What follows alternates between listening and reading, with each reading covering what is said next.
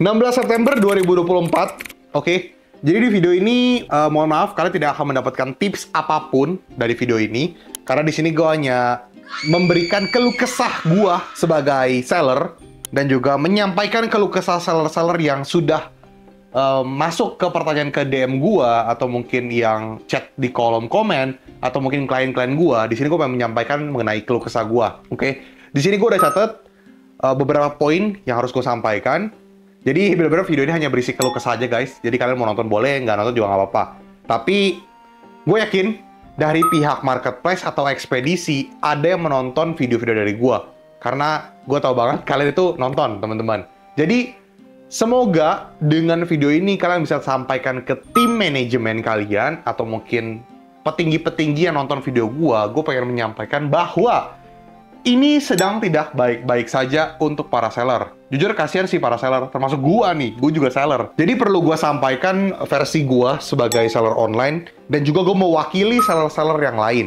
Karena gua tahu banget juga, banyak artikel-artikel yang meliput video gua dimasukin ke website mereka, atau mungkin merangkum isi dari video-video gua untuk dimasukin ke artikel di website mereka. Jadi, kalian boleh bikin artikel tentang video ini, bebas. Karena gue ingin menyampaikan keluh kesah seller itu di tahun 2024 itu kayak gimana. Lebih tepatnya dari update per September 2024 ini. Jujur sebenarnya gue nggak mau untuk kalian like video ini, tapi dengan kalian like video ini akan membantu video ini supaya naik dan makin banyak ditonton sama pihak-pihak marketplace atau pihak-pihak ekspedisi.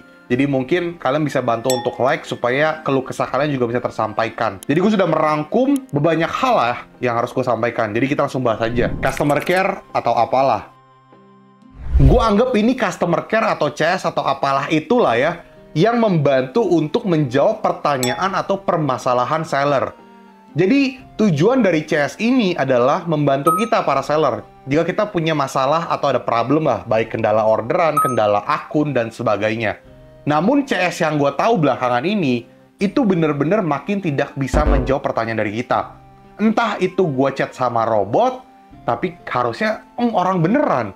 Karena diajak ngobrol juga, kita udah chatnya bener-bener manusia, bukan robot. Kalau robot kan bener-bener kayak balasnya kan template banget ya, ini bukan. Jadi gue harus nyampaikan ini bahwa ini agak ngaco nih. Ini fresh banget kejadian 15 September 2024. Dimana gue mendapatkan orderan, terus kurirnya nggak pick up. Kelupaan sama tim gue juga. Akhirnya gue kirim resi manual dan udah gue ubah resinya. Namun karena resinya tidak terupdate, sedangkan 15 September 2024 malam kemarin itu akan batal. Tapi kalian lihat respon dari mereka ketika gue sudah menjelaskan masalah yang terjadi dan gue udah kasih resi update-nya, tapi masih belum ke-update. Itu kayak gimana? Kalian bisa lihat, tidak dijawab. Malah bilang udah teratasi. Jadi intinya ya, orderannya tidak terupdate karena kurirnya nggak pick up. Gue ganti dengan ekspedisi yang lain supaya jalan resinya nih. Nah udah dikirim nih, gue ganti resinya dong. Nah pas gue ganti resinya tidak update guys. Tapi resinya sudah resi yang terbaru. Nah ketika gue ngomong ke CS-nya malah ngejawab gitu. Apakah udah teratasi? Ya jelas belum lah, orang lu kagak ngejawab pertanyaan gue gitu loh. Jadi kayak agak mind blow gitu. Makanya gue bilang belakangan tuh, CS-nya tuh makin ngaco gitu. Makin nggak menjawab. Ketika kita nanya, keluh kesah kita, dijawabnya cuma artikel. Atau dijawab cuma kayak, boleh kan nanti ditunggu aja. Jadi nomor pelaporan juga kagak ada, kagak dibuat sih dibuat, cuman kayak nggak naik gitu loh ke atas gitu. Udah gitu ketika kita nanya juga nggak menjawab, cuman kasih kita artikel. Gue nggak perlu jawaban artikel. Kalau jawaban artikel, gue bisa cari sendiri dong di artikel. Gue butuhnya jawaban manusia. Kenapa ada CS? Biar lu ngebantu. Kenapa malah nggak ngebantu? Itu yang ngaco menurut gue. Coba deh, admin fee kan naik ya. Jangan naik doang, tapi kualitas CS lu juga lu perbaiki, gitu loh. Jadi jangan maunya naikin admin fee doang gitu loh, tapi lu harus perbaiki juga. Shipping, komplain, dan return. Jujur ini yang paling gue resah nih guys, mengenai shipping, komplain, dan return. Gue bener-bener kayak ada 4 sih sebenarnya ya, cuman mungkin kelihatannya gue baik-baik aja gitu. Tapi sebenarnya gue tidak baik-baik saja, karena gue juga mengalami kejadian yang sama seperti kalian rasakan, karena gue juga adalah seller. Makin banyak hal-hal ngelantur. Dan ini belum semua gue masukin nih. Cuman gue udah merangkum dari kejadian gue, kejadian klien-klien gue, dan seller-seller lain. Jadi, asalkan kalian tahu ya, kalau misalnya kalian punya peraturan yang jelas, itu nggak apa banget.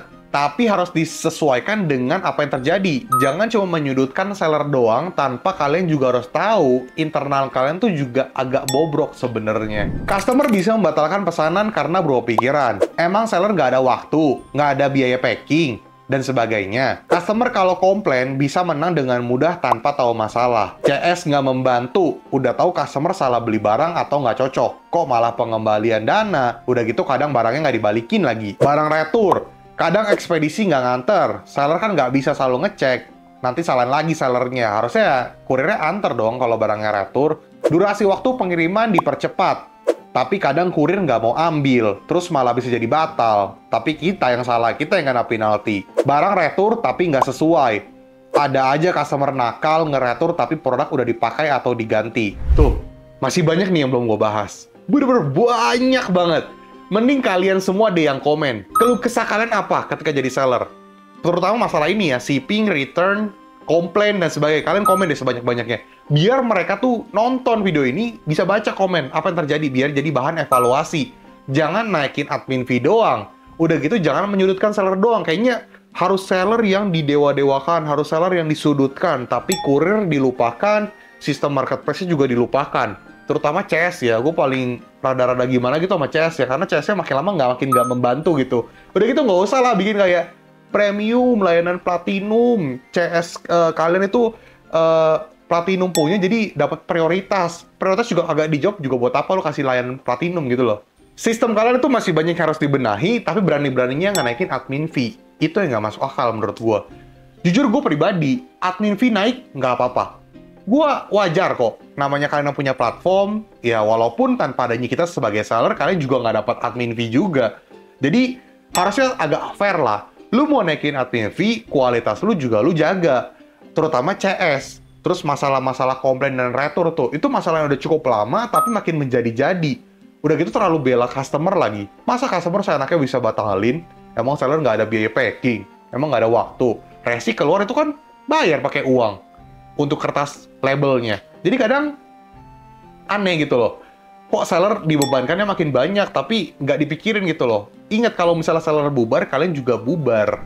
Pricing competition. Jujur gue harus menyampaikan ini ya, kalau nggak nanti akan berbahaya ke depannya. Mengenai pricing competition, di mana gue perhatiin marketplace makin pengen sellernya untuk memberikan harga termurah.